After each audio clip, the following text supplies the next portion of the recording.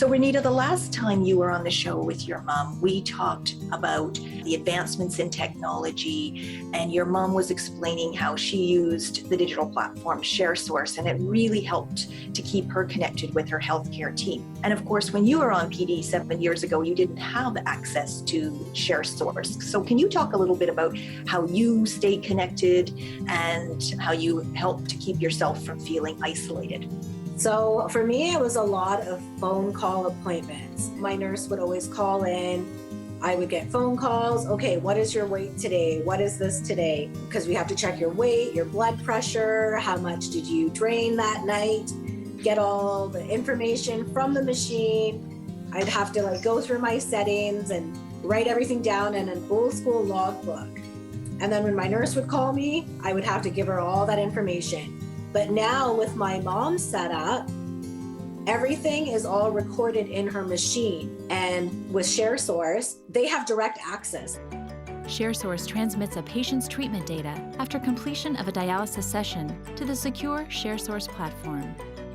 Healthcare providers can then access detailed information about a specific patient's treatment history, giving them the ability to make clinical decisions in a more timely manner. So if the nephrologist or any of her kidney team wants to know, okay, what is going on with Sunita today? They just log into her device and they can see, oh, today she did this. Oh, she's got too much fluid coming off. They'll give my mom a call and say, oh, you need to change your machine for tonight. They send a router with the machine, which they take all the information from your machine. My nurse takes it from there, as well as the head office does that.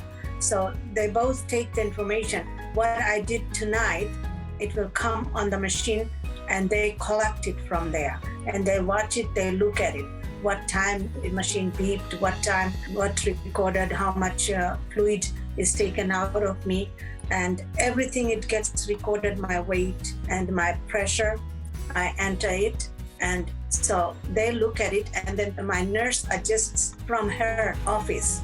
I wouldn't know at that time until I would check in with my healthcare team, which sometimes would be a day or sometimes it would be every 2 days. It would all depend how I was doing. So I recall with your mom that it was pretty much smooth sailing, and it was just one night when her machine beeped, and it was pretty much instant feedback in terms of what the issue was, and she got it resolved immediately. So everything comes on the screen. It says, if you hook it up wrong, it will correct you. So you look at it, you read the instruction on the machine, and you fix it. And I had no problem at all. Only time I called was last night, that's it. So it's really quite remarkable when you think back to your own experience and how different it was. And you had to do phone calls, and obviously it took far more time than your mom's experience. Oh yes, for sure. I remember at nighttime sometimes, if you don't drain properly, your machine alarms. So it sets off this annoying alarm.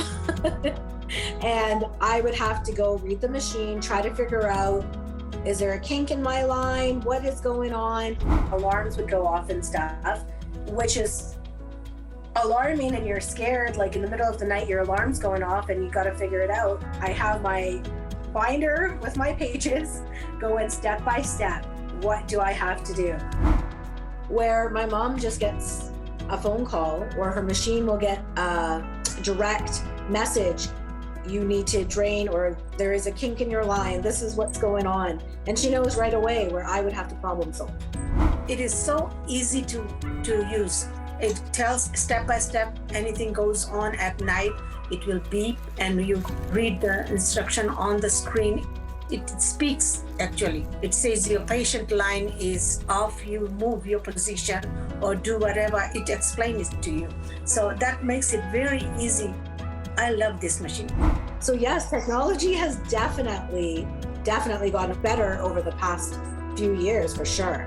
So speaking of technology, it has been a huge connector, a huge lifesaver for kidney patients during difficult times, including the pandemic. So what are some of the tools that you've used to cope, to stay in touch, to help you from feeling isolated? So yes, this whole entire world has been through this pandemic, and we are still living through it. Some of the coping mechanisms that I had used was yoga, meditation, and I still use those to this day. just trying to keep active as much as I can. Personally, stretches, yoga, trying to just keep happy. I turn to social media for outreach. There's so many groups and stuff that help support people, where pre-pandemic, a lot of stuff was charged. So you want to go to meditation class, they charge you. But now everyone does things, no charge, to help everyone's minds. To connect with my family and friends, I would do, Facebook phone calls, Zoom calls. Our doctor's meetings turned into video appointments or phone calls. They do virtual visits now. So the personal attention has gone. Convenience is definitely there. I don't have to drive anywhere. Driving, commuting, yes, I'm happy I don't have to do that anymore. So there's always pros and cons to everything. Phone calls and video chats became my life. So mental wellness has really come to the forefront during this time for patients with chronic illnesses and others. And I think you were saying that meditation and yoga for you has been a huge help. Yes, it most definitely did. I did go through a point where being isolated, being in a situation of the pandemic, I did fall under a little bit of depression. I've heard about it. I've never experienced it myself because I've always been in a happy environment, happy place, never had to feel being lonely, even though I have people with me in the home, just that sense of feeling loneliness. I learned another thing, mental health is a serious thing. It's something that's now being talked about more because of COVID, I think, because a lot of people are going through it. I hate to say it, but suicide rates have gone up. Mental health is serious. So I have learned, that's one thing that I've learned about myself is just like kidney disease, mental health can happen to anyone.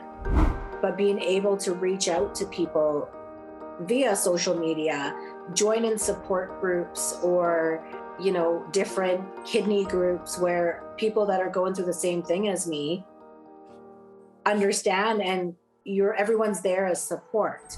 As they say, you have a solid foundation. My husband is that foundation in my life. Honestly, if I didn't have him around during the pandemic, during my whole entire kidney journey, I honestly don't know where I would be right now.